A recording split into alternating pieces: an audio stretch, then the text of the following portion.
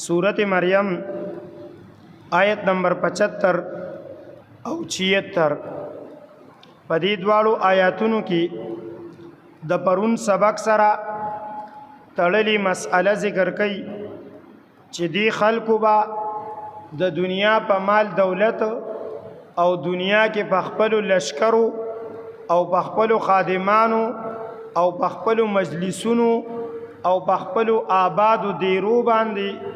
غرور او تکبر کولو او وی به انبیاء ته او نیکانو مسلمانانو ته چې مونږ تاسو نه په مجلس کې مخیو او په مال دولت کې مخیو او دا خود الله نعمتونه دي او نعمتونه الله خپل محبوبانو ته ورکوي نو خو مونږ د الله محبوبان شو نو پرونم جوابونه شویو ننم دا آیاتونه دواړه د هغې سره متعلق دي قل من کان فی الضلاله دا ذکر کوي وی څوک چې په گمراهۍ کې دي دا د یو سوال جواب موي دی سوال دا دی چې دا مخکې آیاتونو کې تیر شول چې دی د دنیا په مال دولت په مسلمانانو باندې غرور او تکبر کوي او مسلمانانو ته پیغور ور کوي نو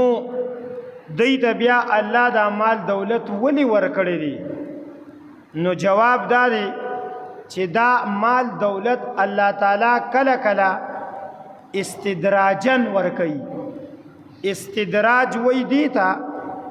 چې کله یو سړی باندې سړی اسې ځان شپیلی کی واقعي بي چې مثال کې دا غلا دی کوي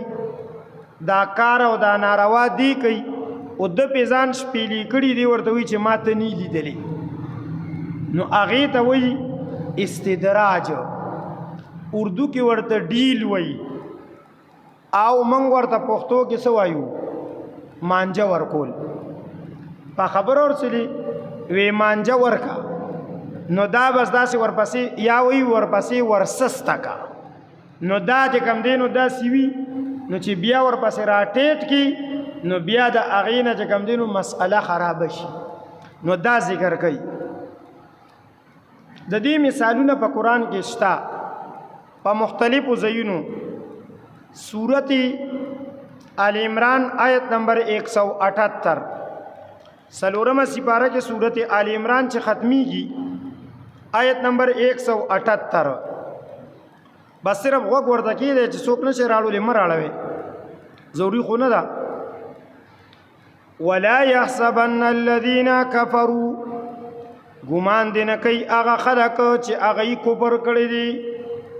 انما نملي لهم خیر لانفسهم چې موږ کوم مهلتونه دی ته ورکړي نو ګنې دا به د دوی دپاره غوره وي دا ګمان دې هېڅکله نه کوي ګوره کله به ته وینې یو سړی به ظلم کوي زیاتی به کوي ناروا به کوي د حق نه به مخ اړی د حق مقابله به کوي بیا هم به پته رکوي بیا هم به پته رکوي نو ستا خیال پې چېرته دا پیدا نه شي چې ګنې دی په حقه دی نه او یا دا چېرته ذهن کې رانولي چې ګنې الله په ده کمزورې دی نعوذ بالله نه الله وایي دا چې ما بعضی ظالمانو بعضی کافرانو ته مهلت ورکړی دی وی دا مهلت د دوی دپاره څه غوره خو نه دی انما نملی لهم لیازدادوا اثما دا مهلت مې ورته ځکه ورکړی چې ګناهونه زیات شي په دې باندې ګناهونه زیاتوم په دې مهلت باندې الله تبارک وتعالی ګناهونه چې کم دی نو زیاتوي دغه شانتې سورت فاطر کې الله تبارک وتعالی ذکر کړي سورت فاطر د سورت فاطر نه مخکې سورت مؤمنون اتلسمه سپاره کې نو ګوره دې آیت کې ډېره صفا خبره وکړه صفا خبره دا ده چې نن هم ګورې ستا په ذهن کې به دا راځي که نه چېره اوس وګوره دا مسلمانانو باندې مختلف تکلیفونه راځي کله پې سیلابونه راځي کله پې زلزلې راځي نو دا سیلابونه او دا زلزلې او دا الله تعالی په د اسرائیلو په د امریکا ولې نه راولي الله وی دا ما د کافرانو ته مهلت ورکړي ګوره په فرعون باندې په 400 کاله دغه 400 کاله عمر په 400 کاله کې په فرعون باندې د سر درد هم نو راغلی د سر درد 400 کاله او ته مسلمانانو ګوره مسلمانان ټول د سیلمي بیماران کورونو کې بیبیانی بیمارانی مور او پلاری بیماران رونا خويندې بیماران په خپل یو تکلیف ختميږي او بل شروع کیږي یو ختميږي او بل شروع کیږي نو دا نو استادین کې چرته دارا نشي چې دا غنه چې کم دینو زبد الله نیم خوخه او زبد الله په نظر کې چرته چې کم دینو باطلی ما او هغه کافر به چې حقي نه پرونم تیر شو چې د دنیا دا مهلتونه د دنیا دا نعمتونه دا د نیکبختی علامت نه دي او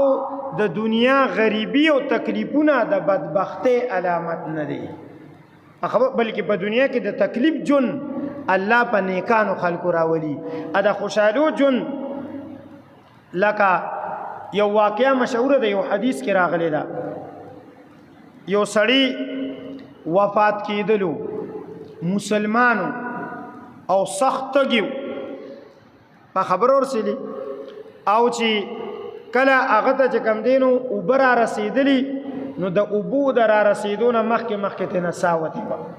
نو په سخته تنده کې وفات شو بل طرف ته یو کافر سړی وفات کېدو د وفات په وخت باندې هغه داسې مطالبات چې لکه ماته میان او ګډان او بیریانې او دا هغه ټول هر څه ورته الله را حاضر کړ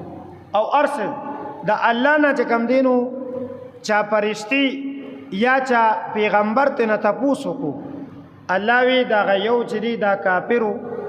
که د ده د ارمان په زړه پاتې شوي نو په ورځ د قیامت به هلته په میدان محشر کې ماته وی چې الله خو زما په زړه یو ارمان او تا راته نه پوره کړی تا خبر ورسېدي نو د هغې په بدل کې به یې رانه بیا جنت غوښتو ادا بل مسلمانو د ده ارمانونه مې دلته پرېښودل چې په آخرت کې ورته چې کم دی نو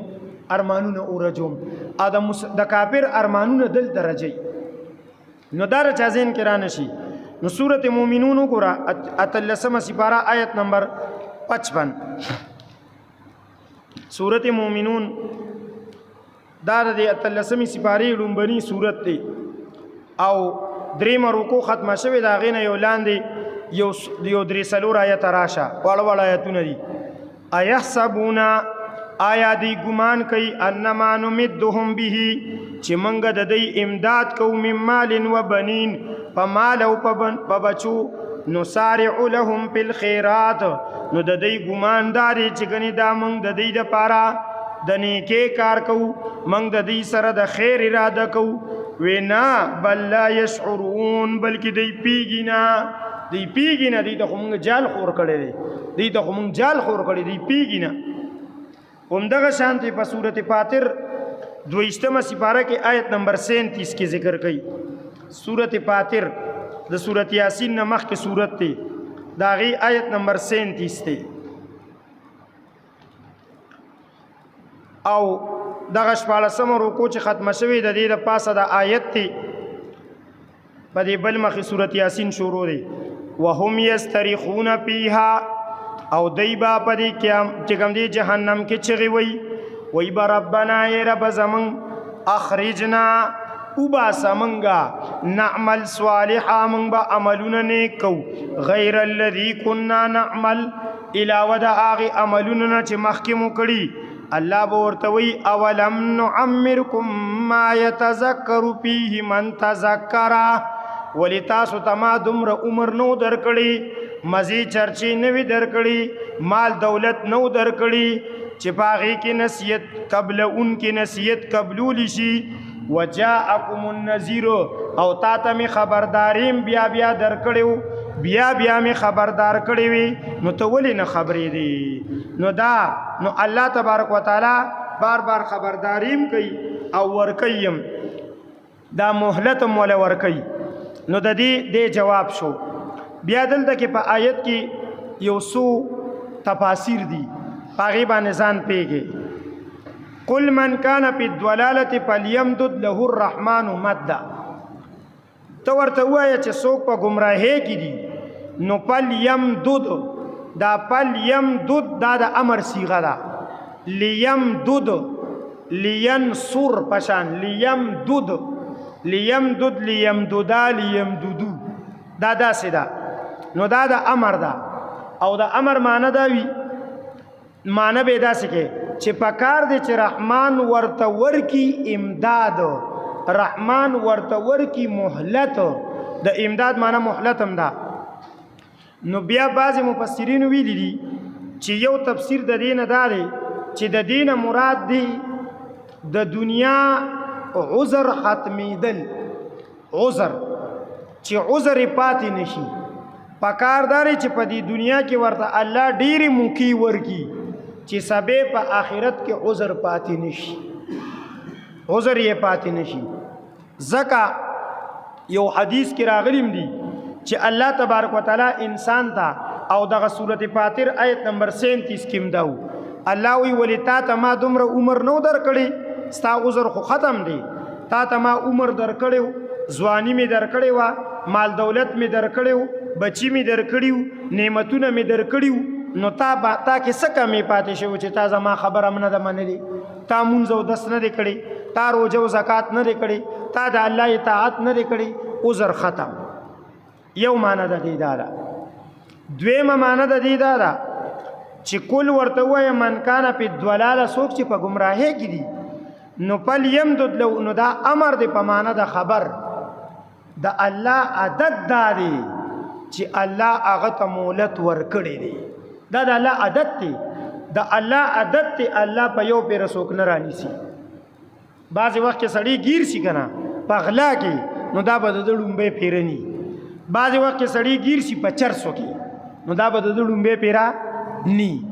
بعض وخت کې سړی گیر شي په دروغو کې نو دا به د ډومبه پیرا ني بعض وخت کې سړی په یو ګناه کې گیر شي نو دا به د ډومبه پیرا د الله عادت دا دی چې ورکی مهلت ورکی چې کم دینو چانس الله ورکی. نو یو معنی دا شو. دریم تفسیر پدې کې دی هغه دا دی چې دا په معنی د دعا دی. د دې وجنه ابن جریر په خپل تفسیر ابن جریر کې تفسیر تبری کې ذکر کړی دی چې دا مباهله ده. مباهله وی چیلنج تا رازا چې الله تعالی ته داسې سوال وکړو یا الله چې څوک په باطل دی او چې څوک ظالم دی او څوک په ناحق دی یا الله هغه ته عمر ډیر ورکړي هغه ته عمر ډیر ورکړي چې ظلمونم ډیرو کی زیاتیم ډیرو کی ناحکم ډیرو کی چې دا ارسی زیات شي چې سبه الله سره چې کم دینو څه عذر پاتې نشي. نو دا داسې دی فلیمدد له الرحمن لکه څنګه چې ته یو سړی تا سره زیاتی کوي تور ته وی الله درته ډیر عمر درکا چې دک شانتی زیاتی کې او جهنم ته دی غاړه درنه شي آخرت ته دی غاړه درنه شي نو دی ورله داسې ویلی دي داسې. اوس به ذهن خلاص شي په دې خبره چې نن مخ پزمکه څوک ظلم کوي لګیا دی د ظلم بربریت را کوس کړي دي او ماشومان او زنانه نه ګوري او چې کم دینو وجل کوي لګیا دي او چې کم دینو ظلم زیاتی کوي او ستا په ذهن کې داري چې الله تعالی په دې باندې تندر ولې نه راغورځي دا چې بنیر والا باندې راغورځولو نو په دې ظالمانو ولې نه راغورځولو نو ستا ذهن به اوس په دې خلاص شي چې دې ظالمانو ته خو مونږ دا دعا کوو چې الله دې ورته عمر نورم زیات کړي چې نورم ظلم وکړي چې خې دا غاړه درنه شي چې خې تلس شي درنه شي چې جهنم لائق وګرځي. دا وایي کل ورته وایا من کانا پی الضلاله څوک چې په گمراهۍ کې دي فلیمدد له الرحمن مدا پس الله تعالی دی هغه دا رحمان ذات دی هغه ته چې کم دینو امداد نورم زیات کی په امداد کولو هغه ته نورم وسور کی د زیاتی او د گمراهۍ حتی تر دې پوری اداره او ما يعدون چې دی کله ویني هغه څه چې دی سره وعده کولی کیږي وعده دی سره شوی د سره اما العذاب یا عذاب یا په عذاب راشي نو بس دې د عذاب په وخت کې را پاسي نو د عذاب په وخت کې بیا چې کم دینو توبه نه قبليږي د عذاب په وخت کې بیا ایمان نه قبليږي. موسی عليه السلام هم دا خبره کړې و په سورۃ یونس کې ویلیو وی یا الله ربنا تمس یا الله چې کم دینو اما علی اموالهم یا الله د دې مالونه روان کې وشدد علی قلوبهم زړونه سخت کې فلا یؤمنو حتا يروا العذاب الالم د عذاب دردناک نه مخکې چې دی ایمان راونړي او عذاب دردناک په وخت باندې ایمان قبول نه دی. نو چې کله فرعون په عذاب کې راګیر شو نو بیا وی آمنتو برب موسی و هارون، ما د رب موسی او د هارون پر رب ایمان راوړي. آمنتو ما ایمان راوړي دي چې کوم دینو په هغه رب باندې آمنت به بنو اسرائیل چې بنی اسرائیل په ایمان راوړي. خو بیا فرشتي ورته وی آن اوس ایمان راوړي، اوس ایمان نه قبليږي دکا. نو دلته ورته دا وی حتی تر دې چې راو ویني دی ما یعدونا چې دی سره وعده کیږي اما العذاب یا عذاب و اما الساعه یا قیامت. د قیامت نه مراد بیا مرګ هم دی او قیامت هم دی. دا مرګ نه دی، دا وړو کې قیامت دی او یو هغه غټ قیامت دی چې ټول خلق بمري. ایو دا وړو کې قیامت دی د ارچا ځان لا حدیث کی دی ما ته فقط قامت قیامتو، کم سړی چې مړ شو د قیامت خو قائم شو، یو قیامت ته ورسېدو. نو یا به مرګ راشي پس یعلمون نظر دی چې دی ته پس د عذاب او پس د قیامت او پس د مرګ نه پته ولګي چې من هو شر مکانا، چې څوک په ادبار د ټیکانی بدترین دی. الته خیر مکانا وکنا خیر مقاما او دلته شر مکانا چې څوک چې کوم دینو بدترین دی په اعتبار د مکان. و اضعف جندا او الته احسن ندیا، عدلته وی اضعف جندا چې د چا لشکر ډیر زیات ضعیف دی، ډیر کمزوري دی. د کمزوري لشکر والا به الته پته لګي پس د مرګ چې چا سره لشکر ډیر دی او چا سره لګ دی. دا دلته کې خو د بجلیګر مولوی صاحب خبره وی غولو ته مچان ډیر راځي، دلته کې اکثر باطل پرست ډیری. ويزيد الله الذين اهتدوا هدى، دا ورته چې کم دینو اوس بشارت او زیری ورکی مومنانو ته او هغه ته بیا جواب کوي او زیاتی الله تعالی هغه خلکو ته چې هغه هدایت قبول کړي دي. هدن هدایت ورته زیاتی، الله د هدایت یافتو هدایت بار بار زیاتی په لګه موقع باندې زیاتی. والباقیات الصالحات هغه باقی پاتې کیدونکې نیک عملونه سورۃ کهف کې تیر شول. د باقیات الصالحات تفسیر مو کړو چې د دین نیک عمل اولادم مراد دي، د دین منځونه مراد دي، د دین روزې مراد دي، د دین زکاتونه مراد دي، د دین حجونه او عمرې مراد دي، د دین چې کوم دینو ذکرونه مراد دي، د دین جهادونه مراد دي، د دین چا سره خیر خېګړه او صدقې دا مراد دي. دا ټول په چې کوم دینو باقیات الصالحات کې دي، یعنی دا هغه سيزونه دي چې دا باقی پاتې کیږي او نیک عملونه دي. ارسب د دنیا ختم شي. سليمان عليه السلام په تخ روانو، لاندې نه یو زمیدار کاکا په پټی کې کار کولو، وی سبحان الله د سليمان عليه السلام تخ، سليمان عليه السلام تخ را کوس کو. زمیدار ته وی استاد سبحان الله به تر د قیامت او د سليمان تخ بني نن نشتا تخلاړو د سليمان عليه السلام ختم شو، خو سبحان الله تر اوسه پاتې تر د قیامت به وی هغه باقیات الصالحات دي. خیر عند ربک، دا غره دی پنيستا د رب، ثوابن په اعتبار د ثواب د پاره دغه کارونه دي، نیک کارونه چې کوم دي هغه د ثواب د پاره ډیر خدي. وخیر مردا او غره دی په اعتبار د واپسې چې کله الته واپس لاړ شي د قبر نه راپاسي دوباره ژوندې شي نو دغه ډیر زیات غوره کارونه دا به درته الته ملاویږي. نو دا الته کې چې کوم دینو خو بهتر دي. دغه شانتي په سورۃ محمد صلی الله علیه وسلم آیت نمبر 37 کې ذکر کړي چې الله تعالی هدایت یافتو ته هدایت زیاتی. الله دې عمل کولو توفیق راکړي.